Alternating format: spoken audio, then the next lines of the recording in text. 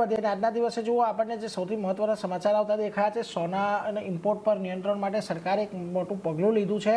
ગઈકાલ રાતથી સરકારે ગોલ્ડ પરની ઇમ્પોર્ટ ડ્યુટી ખાસ કરીને વધારી દીધી છે। તો શું આનાથી હવે ફરક પડશે અને કઈ રીતે તેના પર આપણને અસર આવતી દેખાઈ રહી છે, એની વિગત લઈએ સહયોગી શ્રદ્ધા પાસેથી। જી શ્રદ્ધા, જણાવો શું ખાસ સમાચાર છે અને ક્યાં અસર છે આજના દિવસે?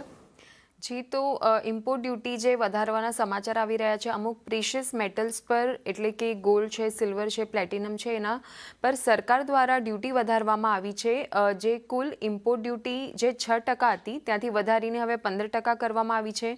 બેઝિક કસ્ટમ ડ્યુટી 5%થી વધારીને 10% કરવામાં આવી છે અને AIDC એટલે કે agriculture infra and development cess 1%થી વધારીને હવે 5% કરવામાં આવ્યો છે। હવે આજે ઇમ્પોર્ટ ડ્યુટી જે વધારી છે એનાથી હવે ગોલ્ડ અને સિલ્વર ઇમ્પોર્ટ કરવાનું કેટલું મોંઘું પડશે એના કેલ્ક્યુલેશન પર નજર કરીએ તો ગોલ્ડ જે છે તે હવે અહીંયાથી 12 લાખ પર કેજી આપણને અહીંયાથી વધારે મોંઘું પડતું જોવા મળશે અને સિલ્વર જે છે તે અહીંયાથી 22,000 પર કિલોગ્રામ અહીંયાથી આપણને મોંઘું પડતું જોવા મળી શકે છે।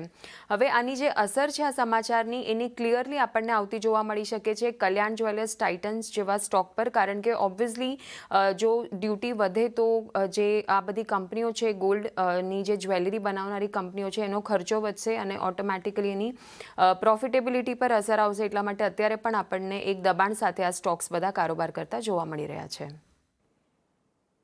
જી શ્રદ્ધા, આભાર અમારી સાથે જોડાઈને સમગ્ર વિગત આપવા માટે। તો જુઓ, ટાઇટન, કલ્યાણ